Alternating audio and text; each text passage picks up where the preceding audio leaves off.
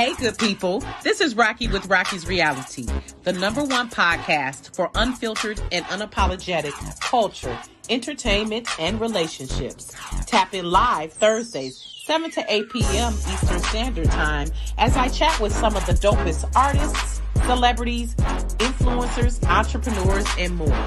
Make sure to catch us live Thursdays, 7 to 8 p.m. Eastern Standard Time on Facebook, YouTube, and Roku. See you soon.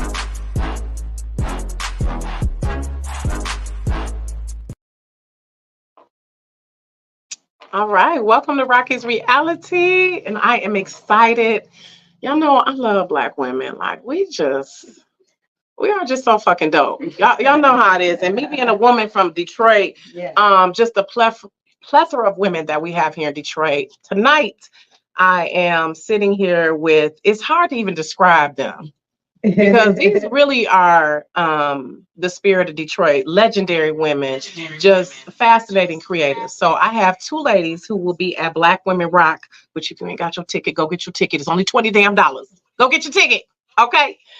Two phenomenal women from Detroit. First, I have Jessica Caramore, which is Detroit's poet laureate, newly appointed. She is a global superstar, actress, newly author, founder of Black More Publishing, or excuse me, is it More Publishing? More Black Press. More Black Press, which is a Black publishing company. She has also been won numerous awards. It's so much stuff, you all. If you really want the full bio, just go to the website. Then I also have Steffanie Christi'an, which is one of my BFFs off the record, y'all. My sister, rock goddess, singer, inner city lead singer. Okay, but she also has rocked her own EP. And she's part of Don Was's. Yes, the Pan Detroit Ensemble. Yeah, yes. So welcome, ladies. Welcome, ladies. Welcome. I'm glad I came. Again, you all have just done so many things, so many accolades. So it's hard to just, I know, just because somebody's mom. Exactly. Listen, I remember when Steph was breastfeeding his ass. You hear me? And then y'all know I got a 13-year-old going on 14. I think one of the first shows she did was with me in New York City. She brought Christi'an. I made her come because she was like feeling that whole new mother thing. Like, I can't do the show because I just had the baby. I said, no, you come to the show. And King was in a stroller. And Christi'an was, I don't know, on a titty. And we did this show. I wrote called God Is Not an American. It's a big multimedia show. We did it in Harlem, and we did it in Von King. We toured around New York City, and Central Park Summer Stage had booked it, and our babies are right on the stage. I know that's right. I've seen many a clip with him at the Steffanie hip, and this is what we do. That's part of why women rock. Yeah, that's right. That's part of why we do what we do. And I just want to I always want to stop and give people their flowers while they're here and can smell them. So for both of you ladies, I admire what you do. I know I've been chasing y'all to get on the show for a while. I'm like, look, I'm on Steffanie phone. Like, listen, let's make it happen. Because y'all know I love always highlighting. I feel Detroit is dope. I don't feel it's anywhere else in the world like us. I stand on business. When I say that, I'm proud whenever I go somewhere. I'm like, I'm from Detroit. Yes, I am. Right. Whenever I travel through the airport, I'm from Detroit. Yes. And I love how you two ladies listen with the old English D. Okay. Born and raised. So I love how Detroit, how we are just, it's like, listen, what's it, X and 9? I love it. So that's what I love about how we just have such magnificent talent that comes out of the city. So I want to give you ladies your flowers. Thank you for highlighting other women's talents. Yes, I love it. Okay. Yes. Okay. So first I want to get into We Are Scorpio, which you all will be on stage at Black Women Rock. But let's chat about We Are Scorpio. Both of y'all are Scorpios, obviously. October 28th. Send flowers, chocolate, send plane tickets. Listen, Lord Scorpio. So I do love me some Scorpios because Aries, Scorpios, we kind of understand each other. Yeah, we will. Y'all water, we fire, but we will, mesh together. Strong. I don't like the Aries men too argumentative. Yeah. Too much trouble. I know we've been crazy. We'll be crazy. We'll be crazy. So, but let's talk about We Are Scorpio. And again, we're going to get into Black Women Rock, which is, again, this Saturday. We're going to say that several times, y'all. At the Fillmore. Yep. At the Fillmore. At the Fillmore. Yes. Tickets only $20, okay? For the floor. For the floor. What's the code? BWR20. They're only $20 if you got the code. It's BWR20. And those are standing room tickets because we want people on the floor. Now, if you want to sit down, they're a little more, but they're still cheap compared to any concert that comes in town. It's a very low ticket, high value show, very, very low ticket price. Right. And how about y'all pay more? People pay more for that than for their DoorDash. It's a Grub order. Like, yeah. So it's like $50, but $20 for BWR20 because we really want people who can stand up and party with us. We want them to be there. Yeah, I love that. Yeah, but We Are Scorpio is like, we doing about 3 songs. Yeah. Yeah. I'm digging the album. I'm digging it. You know, okay, so let me get to my favorites. Let me get to my favorites here. Can we bring up first the graphic of them, the We Are Scorpio? That netting, that was kind of turning me on. Listen, Steffanie knows she be warming me up. Christi'an White is an amazing photographer who shot that, and from Detroit. Yeah, from Detroit. And my friend Victor Smith, the graphic designer we work with, designed the cover. And then Voodoo Faye, who's out of Brooklyn, amazing painter and visual artist, designed the actual insert in the back of the cover, the back of the album, and it's beautiful. Yeah. It just belongs on the songs. Okay. And we're in the studio, and Steffanie is, of course, the one singing all the songs. And so I asked permission if she wouldn't mind, if maybe Militia could join her, and that was such a good moment. Yeah, we did the album in a weekend in Brooklyn during COVID. And so me and Steffanie are so busy. She's touring, I'm touring, and so we were home. And she's my favorite. Like everybody I wanted to record with, that's who I wanted to record with. I mean, it just makes sense. But we had not recorded, and so on COVID we had a window, and so we brought Wayne Gerard, the guitar player from Detroit. Flew him to Brooklyn, and the rest of people, Divinity Rocks, would happen to be not busy, because of COVID. Yeah. So we were just a little available. And Talib Kweli is on there. Yeah, right. Of course, right. And I heard my boo LL Cool J is on there too. So LL Cool J came in town, and I was co-hosting WDIV with Tati. It just so happened that week LL came in, and so did Jeezy. So I ended up in conversations with both of these guys. They both know me. Been on Jeezy's records, and LL I've met like numerous times in New York City, but that was our first time we had a nice long sit down, and so we just grabbed a snippet of something very funny that he was saying to me, like, what would you say? Poetry. That's amazing. That's amazing. I think it's on the track. Super amazing. Like, which it is. It still looks really good. Yes. Really good up close. So workout every day, twice a day. He has aged very well. Him and Method Man very well. Yeah. So it's 10 tracks. Is it Javadi? Oh, it's 10 including 9. Okay. Yeah. So Javodi Media, that's Talib's label. He put out my first record, Black Tea, The Legend of Jesse James, in 2015. And so this is the record I was trying to make when I made Black Tea. Black Tea's a dope record. Yes, it is. Put you on that horse. I remember that. That was given. Piper Carter shot that. Yeah. Oh, shout out to Piper Carter. We love her. Another Detroit. You know what? Yeah, first Black woman to shoot. Another Black woman who rocks. Vogue and Elle. I love her. Yeah, you was looking like a boss. Not a boss, but a boss on that fucking horse. You hear me? They were looking at me like, "What you doing? Something riding this horse?" Yeah, you were. You definitely were. So We Are Scorpio. It features production from. Well, we produced the album, but the band, it's our band. So it's our music, and then Wayne Gerard came and produced like 4 of the songs. I sang the songs and the voice memo. Those will never be released. And then Wayne let the singing Steffanie. Listen, you got one of the best voices in the world. I sing like this. I'll be like here. I still sing. I'll be right here with it. Yeah. I kind of heard you harmonize a little bit. No, but I got a heavy voice. And so that's what I'm saying. Like if I was gonna sing and I was gonna open my mouth and real music would come out, I would sound like Steffanie. So I sing a little rock and roll. I mean, I'm saying some Betty Davis, but singing like talk sing, but more like I can scream and I can. Yeah, you was dropping some bars there though. The bars are there. You was definitely doing your thing. I'm a writer, so I do the bars part. But I'm not a vocalist in that way. You know what I mean? That's what I love, being surrounded by powerhouse vocalists like Steffanie and Joy and Kelly Nicole and Militia Vox. Like, I'm in awe. All of which will be at Black Women Rock. Okay. Amen. With the signal. Listen, no, they will be. We claiming it. I love it. Yeah. I want the tickets. I personally, he bought the tickets, so please get on the plane. Amen. So yeah, we did it in Brooklyn at Maurice Brown's studio during the pandemic. Okay. Yeah.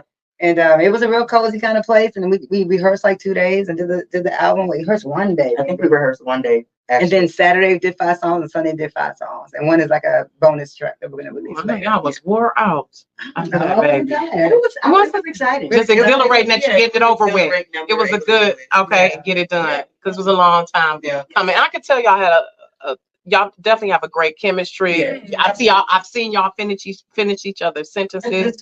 So, but I also love how y'all are like two sides of the same coin. Yeah. I love how y'all seem to be the yin to each other's yang. So talk about that creative process. Like, how did you decide, okay, you gonna sing at this part, Steph, because you know, love Steffanie vocals, like it's mesmerizing. And then of course, going into the record, Jessica and I knew that we wanted to be able to get radio play. So it was very important that these songs are like, within the 3-minute, 30-second kind of range. Yep. And Jessica, Jessica said something one time. We were working on a show, and somebody was like, "We need you to stay within these 16 bars, for your verse." And Jessica was like, "That sounds like slavery." I gotta cut my bars. I'm a poet, stanza. Right. So we were very conscious of trying, like, okay, we got 16 bars for this, Jess, and then we're gonna go into the hook. And sometimes shorter. And sometimes shorter, yeah. But this music Jessica and I have been Jess wrote years ago, some of it, not all of it, that she had been performing while she was in New York, after winning Apollo and had made that name for herself. But we knew that we had a synergy. Yeah. Mm-hmm. Absolutely. We just needed to get it down and have people hear it. Yeah. So what is your favorite track? I'm gonna ask Steffanie first. What's your favorite track? Because I know mine is Butterfly Sting. I love that jazz breakdown on Butterfly Sting. Yeah. But I like the other one, like If I Fuck You, I'll have to kill you.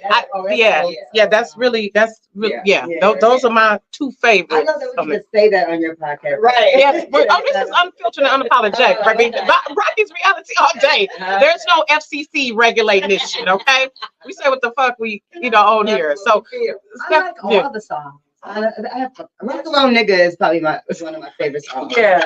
Rock Around Nigga, because that was originally the name of the record.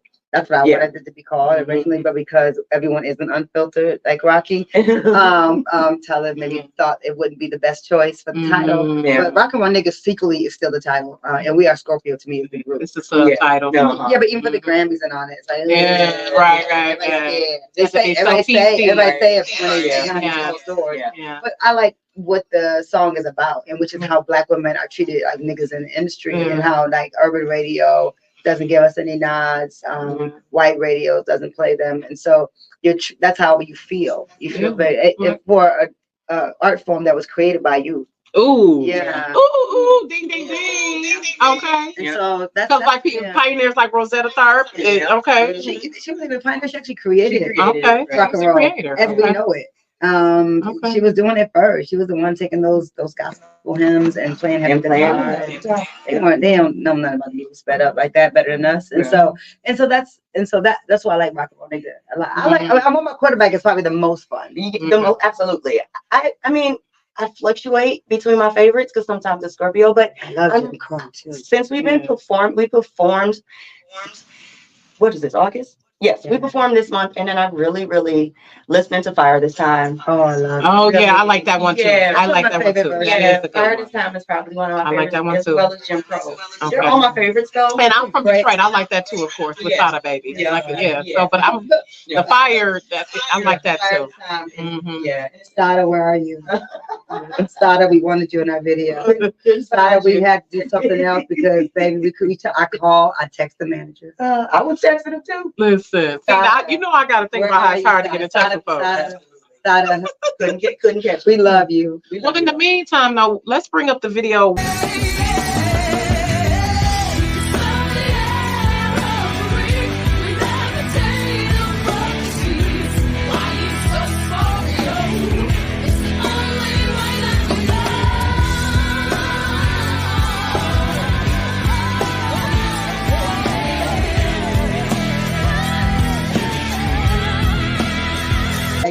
damn vocals just be fucking ridiculous. Like, don't it? Like, Steffanie, we be like, Steffanie, you gonna sing? She be like, no. Like, yes, she said, Steffanie, please. Like, every birthday party, we be like, Steffanie, girl. Listen, and I love that combination together. So I wanted to ask. It's punk rock poetry. Yeah. Poetry, punk rock. That's a good description. I love that. It's black rock. Yeah. All of that. Yeah. It's together. So how did you describe the moment you knew you were going to be a poet? And I'm going to have the same question for Steph. I know I've asked her that, but now that she's on here, I want to ask, what's the moment that you knew you were going to be a singer, Steph, and you knew you were going to be a poet, Jessica? Like, professionally, because I feel like I've been a poet since I was a little girl. Okay. You know, like 9 or 10, I was trying to write my first novel. So I've been a writer my whole life.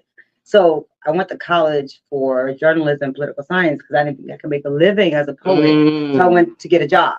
Like, so broadcast journalism, that's what I did first. I wrote the newscast for Amir Jacobson and Harry Harrison back in the day. WKBJ. WKBD Channel 50. Yes, baby. I wrote that newscast. Baby, Amir Jacobson. Back in the day, I love Amir. Who was black, by the way, y'all. Yeah.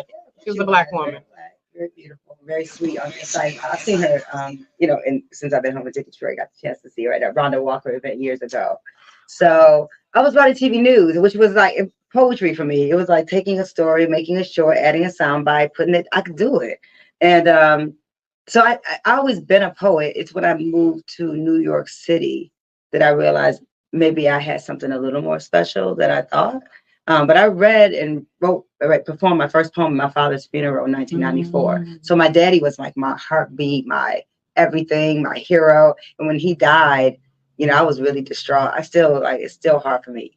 All these years later, like to deal with it. But my daddy died, and all these the poems just started literally pouring out of me, and they haven't stopped. And so my dad, like my spirit guide, you know, has really been a part of this journey with me. And so that's when I realized I got the fearlessness to say, I'm going to go to New York instead of working in TV news, where I was up for the weekend. Producer, full-time news writer position at 22. I'd already interned everywhere. I went to Channel 4, WWJ. I was killing it as an undergraduate student. So they hired me at Channel 50, and they wanted me to take that leap. And I had gone to New York to see my cousin Alexis graduate from NYU. And I came back home a different person. Yeah. Because I performed when I went to New York. I got my first gig out there while I was still visiting New York. I got a gig from Sony Music because I went to this thing in Harlem. This audition was happening on the street, and I auditioned. And they were like, yo, we want you as a special guest. And so I performed my first gig. I extended my stay. And it was like hundreds and hundreds of people. And Biggie was in the audience with a Coogee sweater. I was like, yo, Biggie in the audience. Mike Phillips, the saxophone player. He wasn't famous. Wow. He was famous. He was on a gig with me. No, Mike Phillips. Mike Phillips was not famous. I met Mike Phillips that day. Yeah. Okay, so we both did the gig. Dopadelic from Detroit was there. That was crazy. Some Josh says, I'm like, what is it? And I did the poems that I always did in Detroit, which got claps. But in New York, it went. Yeah. And I was like, oh, I can get paid for this. Oh, you know what I'm saying? It wasn't even about getting paid, but making that impact, having that kind of an impact on the audience with just the poem. I was like, y'all listening like that? Okay, wait. People were probably hungry for it though too, and didn't realize it. And I'm Detroit, so I sounded different. Yeah, I sounded country and fast, and I'm I'm doing Black Statue of Liberty and Black girl just maple syrup in the morning, brown sugar, that sweet and cinnamon twist and apple cider, magic black dust is inside her. They were like, what is happening to my life? So I went back to Detroit and packed up my purple Ford pickup truck and drove my ass to Brooklyn. Not the purple Ford pickup truck. Yes, I did, all the way to Brooklyn, and that was it. And I was gone 12 years, like the wind gone. And I didn't, because my daddy had passed away. I didn't ever want to be in Detroit anymore. And it wasn't until my son King was born, and I was leaving a marriage when he was 10 months old, that I come back. And I came back because I just wanted to be around my family. I never left them all. I was visiting, but I just let me just go home. Get my whole life together. And then I planned to go back to New York. And here I am. Listen, I stayed in the Detroit. It's nothing like Detroit. And isn't it beautiful to be here now that we are having the evolution of the city? Some stuff I'm I have certain feelings about the gentrification, but I am glad to see the evolution of the city where people can see just how fucking dope we are because we've been knowing. Exactly. You know what I'm saying? People, Detroit never left. Right. Exactly. Wherever there are black We've people, been there's though. beauty, there's love. That's why Exactly. that's why I wrote love stories. That's why my film is a love story, a love letter to Detroit, because where there are black people, there is goodness. People, how's Detroit? They be asking me about Detroit like you got an IV in your arm. Yeah. I was like, Detroit's fantastic. It's great. Exactly. There's black people there. We're great. Yep. We're thriving. We're thriving. What did Natasha Rothwell in Insecure, she was like, everyone around me is thriving. Thriving. So what about you, Steffanie? I'm not exactly sure when I wanted to start singing professionally. I just know that my mother said that I sang before I talked. Yeah. And I was always around music. My granddad would sit me on his knee and teach me how to play the guitar, and we would sing old blues songs and make up our own songs. And everybody in my house loved music. My grandmother, my mother, my grandfather. And at some point, I became the kid that like sang at all the events, and I'm not exactly Still are. and I still am. Yeah. And I'm not exactly sure Exactly. when it happened. There's a song, "We Come This Far by Faith." They still make me sing that to this day. Huh? You still gotta sing I that? still got to sing "We Come This Far by Faith" at family events. I do. But yeah, it started off with like that, and then the reaction from my family. And my mother was like, well, I should put her in church. Let's train her a little bit. So it didn't last long, but I did go sing in choirs. And then I just got older and people started to like, You sang at Thomas Hearn's birthday party when you were 9. I used to go to his house. He lived around the corner from me. And I would just go over there and like knock on his door. Buzz a little gate. He would open the gate and walk out. He'd be like, can I help you? What you do? You knew who he was? Yes, absolutely. I knew he was rich. I'm dying. My grandmother was like, please stop going over to that man. He was kind though. He was very kind. And then he was like, one day I went over there and he was like, I was like, well, I sing and I just, wanted to know if you could help me some kind of way. He was like, I'm having a birthday party for my wife, and me and 2 of my friends had a group, and we went over there and sang. And he gave us $100 bill. Oh no, just $100 bill. Okay. But my mom kept it and was like, "We should use this for the studio." I don't know what happened to that $100 bill. You have worked with so many different people as well, like Idris Elba, Inner City, which is a legendary group from Detroit. Like Kevin Saunderson is the godfather of house music. It's like being a little girl. I was telling Tyler and Justice the other day, like I can remember being a 8-year-old girl dancing to Big Fun and Good Life at a birthday party in my living room. Okay. And now I'm the lead singer of that group. Exactly. Crazy. And same thing with Don was. My mom said I was a little girl, like Wheel Me Out was one of the songs I used to sing when I was little, and I sang with Don Was, who was a legendary and prolific producer. Like it's so weird to me. And then I work with Detroit Poet Laureate. I mean, listen, sometimes that's a living legend herself, for sure. For real.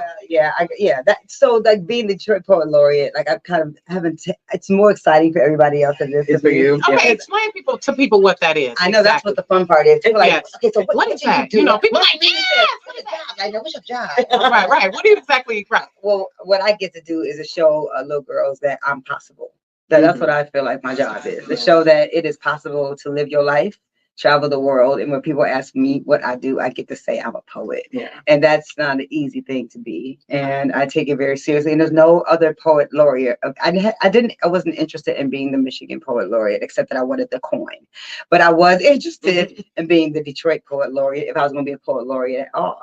And for a poet like me, who's independent, who's self-made, who come from an academic space, haven't been published in all the fancy literary magazines and never cared if I was or wasn't looking for National Book Awards to recognize me or white institutions to care about publishing my work. I never thought someone like me would become a poet laureate. But now I see my friends, Tango Eisen Martin, my friend, San Francisco Poet Laureate, who now lives here in Detroit. He's one of my favorite people. He's a poet laureate. My Avery Young in Chicago is a poet laureate. Nandi Comer, who's my little baby, I've known her since she was a baby girl, is a now Michigan Poet Laureate. So to see myself and other Black poet laureates helps me say, okay, this is something to be. And the things I'm going to do now are just exciting because now people are going to put more light on it. I'm going to be exactly who I have been. Somebody that goes up inside schools, does workshops, builds literacy programs to push literacy and poetry into public spaces. I have a public art program I'm going to launch. My son, who was a night arts winner at 9 years old, created a 12 and under super cool poetry open mic. So we're going to bring that back because my son is now 17, headed to college. 17.5. 17.5, about to be 18, going to Cal Arts and going to live his best life. And so we need another entity that helps the young people who want to write poetry. And so I'm going to keep doing exactly what I've always been doing. But I'm proud of I've had a lot of moments. I'm proud of Black Women Rock. My consistency, people can't touch it. Like 20 years. It's consistent. And More Black Press, I mean, since 1997, my publishing house. I've been helping other artists my whole career. And very few people like help me, to be honest. Like, and so Talib Kweli is one of them that has said, okay, Jessica, how can I help further your voice? I'm going to do it regardless. But it's nice to have somebody in your life that says, okay, I'll put some money. I believe in you. Let me put some money in the pot. Which exactly. This happens. So We Are Scorpio is that.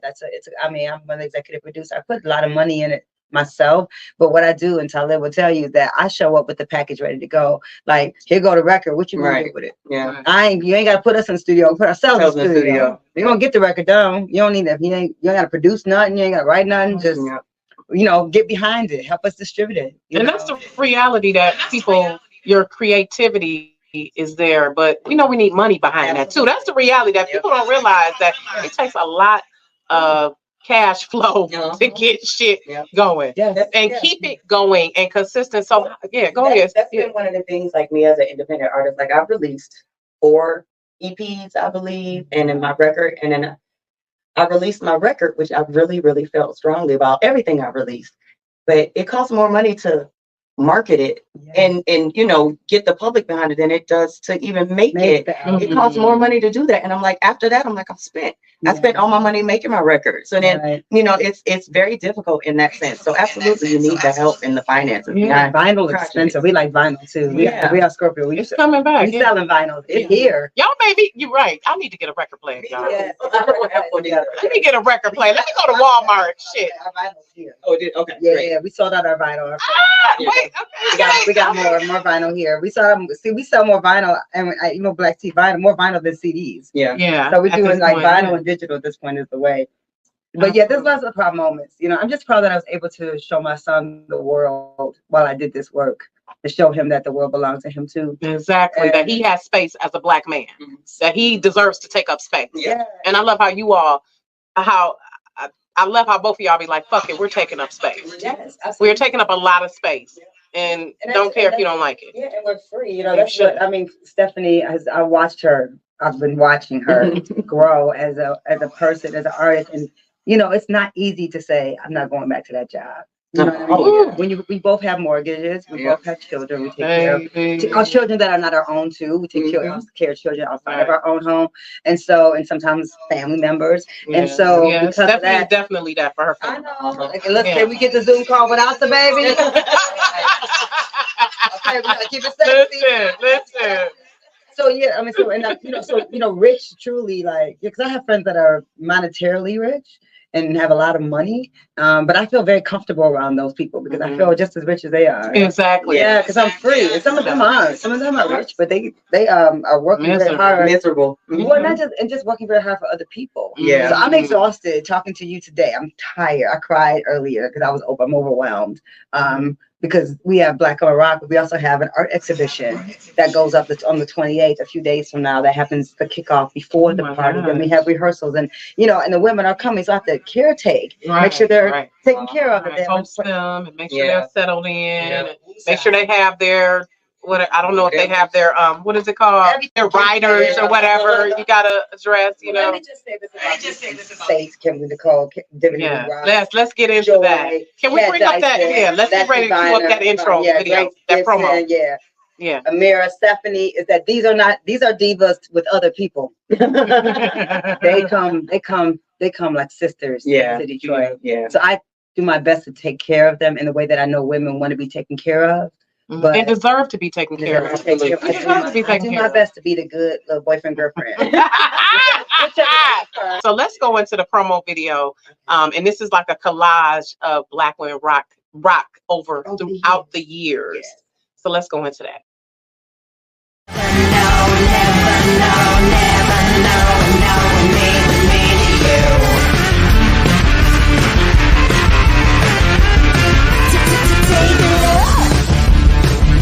Take the time. Look at me. Dead in the eye. What you want ain't what you need. But baby, I'm not. She was giving Tina Turner vibes. Like that was giving me Sate. Sate. She's one of the biggest black rock singers out of Canada, out of the country. She's coming from Toronto. I love it. So wait a minute. Is Kimberly Nicole, Sate, Divinity Rocks, who else? Tamar, Steffanie, Christi'an, Gibson, Amira, Nick West, bass player, just got the role with Lenny Kravitz. Yeah. Joy. Who we missing? Leslie Vanner, I have her on here. She's been with us for years, but now she travels all over the world with Beyonce. She's a trumpet player. And Janelle Monáe. Kimberly was just with Janelle. She was with Janelle Monáe. Yeah, she's killing it. And Tamar Kali was on the show, but Tamar Kali got sick in London. Oh, did she? Yeah, and I just talked to her this morning. And how about Tamar Kali is buying tickets? Oh, this is what I'm saying. The support. And shout out to giving and Little John Roberts from he's a famous drummer. Played with Janet Jackson and all kinds of other artists, and he's amazing. And he texted me today, and he bought 6 tickets. Oh, I love it. And those who are watching now, Rocky's Reality, y'all make sure. Shameless plug. Let's put in where can people find the tickets? LiveNation.com. Please go to Ticketmaster. And make sure y'all follow them on Instagram, Black Women Rock. Follow Black Women Rock. Follow Steph Chris. And follow Jessica Care Moore. And follow We Are Scorpio. Yeah, right. This is kind of like our next, our big, we're celebrating our record coming out. So because it just dropped August 16th. Yeah. I love it. So we're celebrating. We're going to have the vinyl there. We're going to have some merch. Yeah. So we have Scorpio merch. Limited edition totes and tanks. And so come out. Come out. Yeah. And the $20 main floor thing is what I'm pushing. With BWR20. I would say if you've got teenage girls in your house, but young men need to see us as well. Absolutely. Young men need to see us. It's not an all-girl show, everybody. The men be like, can men come? I was like, I would like something to look at. And it's not an all-black show either. White people come. White people can come. This white woman came up when we did Campus Marches last year. She's a white woman, had long gray hair. She said, Jessica, I'm the whitest white woman in the whole world, and this is the best show I've ever seen in my life. And I was like, I know, baby. It's for everybody. I love that. All ages and stages. Look, teenage enough. Teenage enough, because it is PG-13 material. Unless it's our kids, because my son has grown up and has Christian as well. Seen all the shows. I know how you raise your kid. You know what I mean? But I think teenager enough is safe for the people who go to church. So. And that's the origin of Black Women Rock. It was inspired by Betty Davis. So she was a singer, model, songwriter, model, pioneer of funk rock music, godmother of funk. Of all of us. Miles Davis' second wife, y'all. I'm like, okay. So I know she kept her name. She was born Betty Mabry, North Carolina girl. Most time in Pittsburgh, and that's where she lived and when she passed away. But the reason why I became infatuated with her story was because people didn't know her story, and I didn't know about her until Black Women Rock. And then when I got to research, I said, "Damn, she was a bad mother." Well, she created jazz fusion because her relationship with Jimi Hendrix and Sly and the Family Stone. So she wasn't a jazz head; she was a rock head. Yeah. And Miles Davis couldn't keep over her, and so he got the Miles on Loosen the Tie. The jazz purists. And then you see Miles Davis documentaries; they don't even mention Betty. Right. And so they full of shit. I'm like, I don't gotta whisper shit full of shit. No, you don't. You can say it loud and clear. They be real full of shit, and they don't want to talk about how Miles beat all his women. But Betty wasn't having it, and so she was she opened him up. I think Miles and Jimmy had never met because he passed away too quickly. But no, they never met. I don't think so. She introduced him to the music. To the music, got it. I don't know them to have recorded. Definitely not. But Bitches Brew, that famous Miles Davis record, is because of Betty, and so she was before her time. But you know what she said though, which is a great quote. She said people used to be like, "You were before your time." She said, "No, I moved time." Mm. I'm moving time. Okay. And I feel like that's what these women are. So when I think of Betty, I think of Joy, I think of Steffanie, I think of Timber Khali, I think of Deion Ferris for that matter, Martha Redbone. I mean, there's countless women who have done this show who deserve more platform. And it's like shame on urban radio, shame on Black radio for not playing these records that these women put out. Kimberly Nicole got a jam out right now. My phone is off. Lord, what's the name of that song? I'm gonna find it. This Old Land. This Old Land. They should be playing This Old Land. Yeah. And so, enjoy. And not just urban stations either. No, everybody.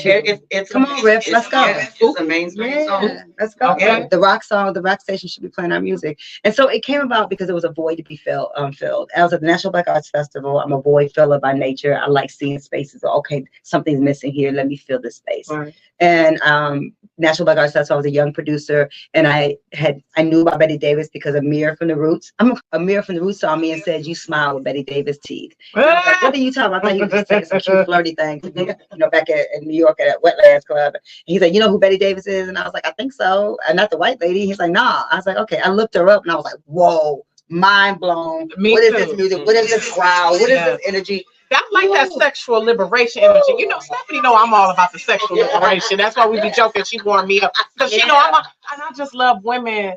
How we can say fuck it with our sexuality. Yeah. I love doing that. How we don't have to be restrained by the bullshit and the judgments or whatever. And I love you, like you said, that growl of her voice, that grit was just like, damn. Everything. So she reminds me of all of these women. Yeah. We're her daughters. So we call ourselves daughters of Betty. I love that. And Black Women Rock. So I started in 2004 at the National Black Arts Festival. And the only thing that's different now is that it's all women. That year I let people bring their bands and all of us played with dudes. And so it was too many dudes on the stage. I was like, okay, let's get rid of the men. And then when I brought it back to Detroit, we made it all with the all-female band. I love how you are. Is it going to be an all-female? Of course. That's going to be this year. Who's that drummer? The one drummer. Lauren Johnson. Yes. Listen, shout out to her. Yep. Why did you say I'm going to start Black Women Rock? Because I was at the National Black Arts Festival, and the festival is a good festival, but it was missing some edge. And because I knew about Betty Davis, I wanted to do a tribute to Betty Davis. I mean, I'll show you that. I can send you the flyer. You can show the first flyer from 2004. And I wanted to celebrate the women who I knew in New York City that were creating Black girl mosh pits. I was like, where's the Black Arts Festival? Where the mosh pit at? Where's the rock and roll energy that I know exists? I saw it in New York up close, and I didn't see it at that festival. So we'll promote playwrights and writers and literary and that. And I said, well, where's the unsafe place? Where's the place where I wanted to do it with my poems? And I love rock and roll music. And that's why I created Black Women Rock. I wanted to see less of us being destroyed. And I want to create a place where you will always be celebrated. And even if they don't see you, I see you, we see us. We see each other. And that's a lot of times that what makes me feel good as well. You get, of course, a lot of times you're going to get accolades from strangers, but I love when my fellow people recognize. I be like, my fellow creative, my fellow Black woman. That's when you be like, okay. And that's why we want Black audience. And that's why I do it in Detroit annually, because a lot of times we're in Europe. I mean, how many thousands of white people have you been in front of us? Right. But you come home, you're like, do I have to have a mainstream artist that you hear on the radio every 3 seconds in order for you to buy a ticket? Exactly. Come and support these women. These are independent artists who are self-made sometimes. We're CEOs. We run our own company. We are the industry. Right. Just to be clear, we're not anti the industry. We are the industry. We are the template for where all the cool stuff you see, they steal and take from us. But they only let 1 or 2 or 3 of us get record deals and give us the coin. Yeah. There's so many underrated artists out here that I love vocally. So for you, Steffanie, what does it mean to participate? Because you are a staple. Whenever we talk about Black women, listen, people be like, my girlfriend Gwen, by the way, shout out to Gwen. She was like, when we had Father's Day at my house, she was like, is that Steffanie Christi'an? Was that the Black Women Rock? I said, one and the same, baby. She's like, girl, I only go to Black Women Rock because of her. Like, she's like, I love everybody else, but she said I have to go to see her. And I was like, yeah. So what is that like for you, Steffanie? She's the star of the show anytime. She's always booked. She knows. I feel very honored and blessed to be able to be on that stage with the women that I get to perform with. It makes me feel, I always feel a little bit insecure, like, God, these women freaking kick ass. And then I get back in, I was like, you shit too. You wouldn't be here. Jonah was like, She's our friend. Yeah, yeah. But we were scared the first year. It can be intimidating, but I mean, I know I'm the shit. Because What have you picked up as a performer, Steph, from some of the other ladies? Oh, that's a good question. that is a good question. To be my authentic self. Ah, I mean, you know, to show up really like show Steffanie. up like myself and not be scared. And you know, even if you are intimidated, don't let anybody else know that. Yeah, exactly. Exactly. Yeah, no, everyone's different though. Yeah, All the women right. on the show sound different. Yeah. Like, That's wait what I till y'all like. hear Amira. Y'all don't, but Amira is special. And I don't think Amira is not necessarily a rock singer, but Amira is otherworldly. Mhm. And she's going to blow everybody's mind back. And I can't wait. And Grace Gibson is from New Orleans, and she's new to the crew. Yeah. And she's been wanting to do the show and wanting to bring her. She's Lynn Whitfield's Daughter. daughter. Yeah. Queen. She's gonna bring it. She's one of my favorite actresses. Yeah. Oh my God. Yeah, Grace is dope. Grace is Baby. one of us. I saw her. I was like, this is our tribe. Yeah, Grace is dope. I'm missing some women under cat. I wanted to bring everybody. I wanted to bring How many Jackie Vincent.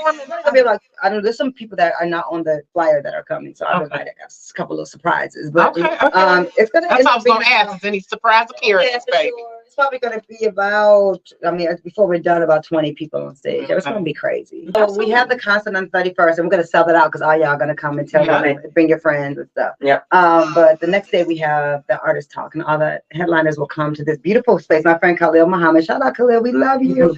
I was coming to the Motivational Museum, Contemporary Art Gallery. It's right in off Joe Campo, 9342 Joe Campo, right in Hampshire. It's like nowhere, like 5 minutes from from Boston Edison area.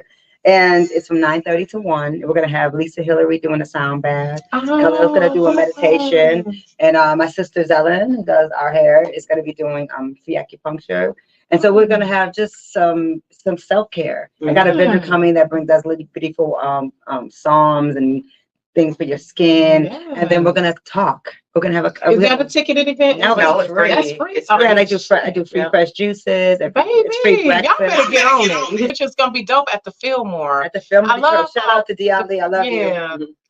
The Fillmore, I love. It's more of an intimate setting. So I wanted to do it in non-traditional club spaces. Plus, club spaces don't really pay. So I need the places that have performance arts budgets. We should be at Kennedy Center and those places. Shout out Kennedy Center. You haven't booked us yet. You should. That would be fire. Yeah.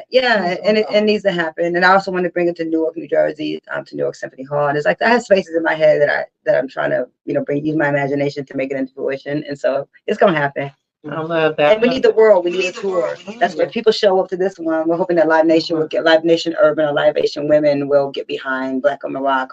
These women deserve like tour bus, all the amenities, and then we're driving around and we're inspiring girls everywhere, and showing them what's possible with your art. So for sure. Y'all Grammy voters, vote for We Are Scorpio. Recording Academy. Yep. Okay. Y'all please. Don't play.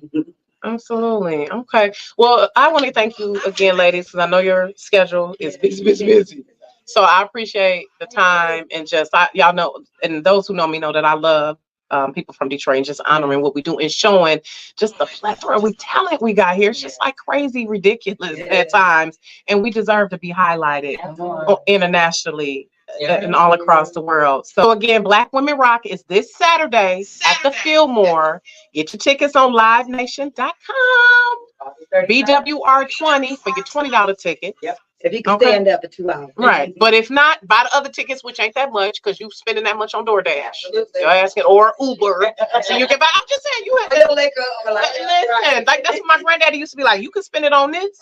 You can spend it on that. Exactly. Because you get way more than your money's worth. Absolutely. Because the concert is like, it's a whole experience. I can't even like say it's a concert. It's an experience. It's not even a concert. It's a fucking experience. It is. It is for the soul. Yeah. Absolutely. So I want to end with 5 favorites. Okay, Steffanie, favorite food.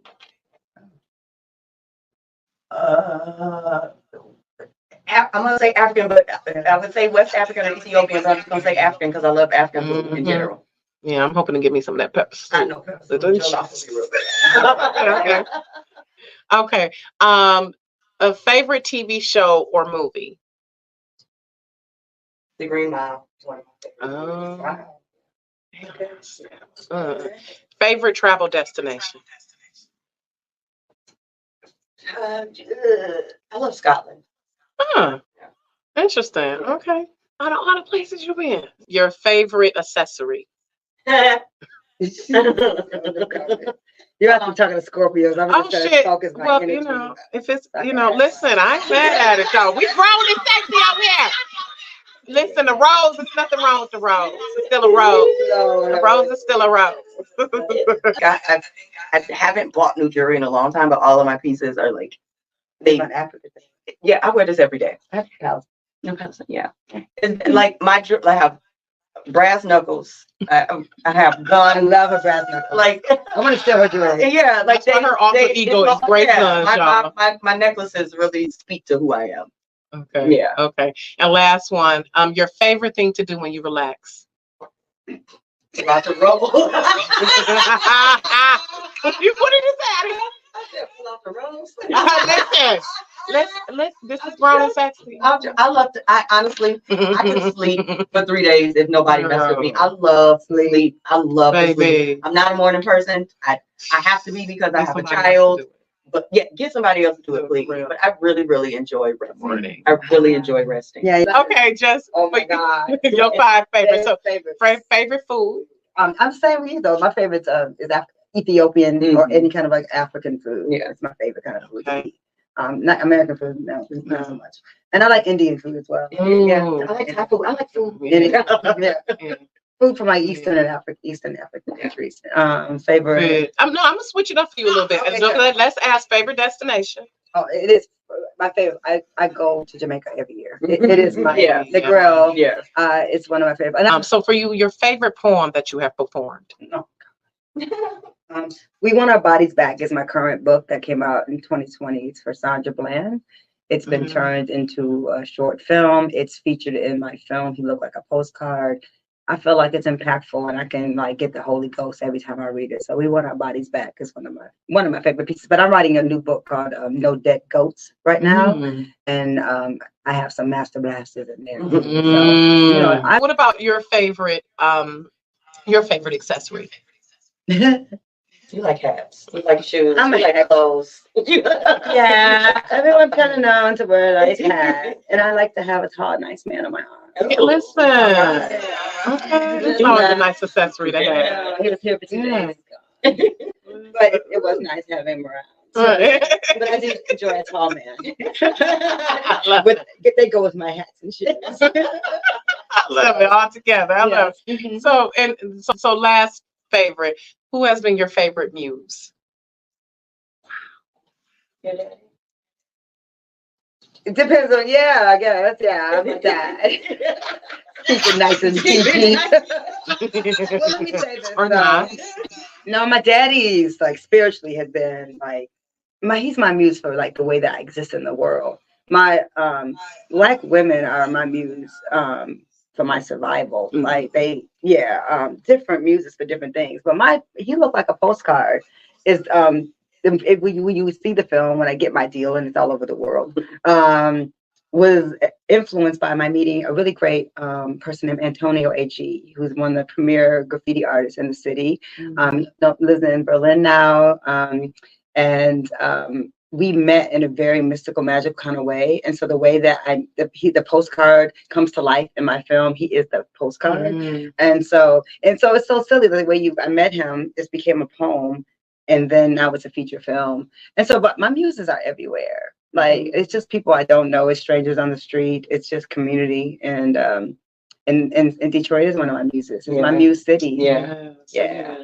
So much to see here. I'm sorry, I'm not good at like one answer. That's fine. Listen, we unfiltered, unapologetic here. We're fine. So, but I thank you ladies again for coming. So Steffanie, where can they follow you? Steph Chris on all social media, FTEFFCHRIS. And also we are Scorpio for me and Jessica. And you can buy our album on Bandcamp. And we are Scorpio.bandcamp.com. Yes. Yeah. And mine's just Jessica Kilmore and everything. JESSICACAREMOORE. So again, I thank you ladies for coming on the Rockies Reality. Again, y'all make sure y'all get your tickets for Black Women Rock. It's this Saturday at the Fillmore in the live, up close and personal. One of the best live shows you will ever witness. I promise you. So y'all Beyonce fans, y'all Janet Jackson fans, even Erykah Badu. Listen, this is one of the best live shows you will experience with all of this energy. A lot of Janelle Monáe kind of energy. Like Janelle, I feel like it's an extension of us. Yeah, she's definitely one of our tribe for sure. Maybe she could just show up. Listen, let's put it out there. Let's put it out there. Well, and to that time though, thank you for watching Rockies Reality, and we'll see you all next time. And ladies, thank you again for coming. Thank you so much. Love you too.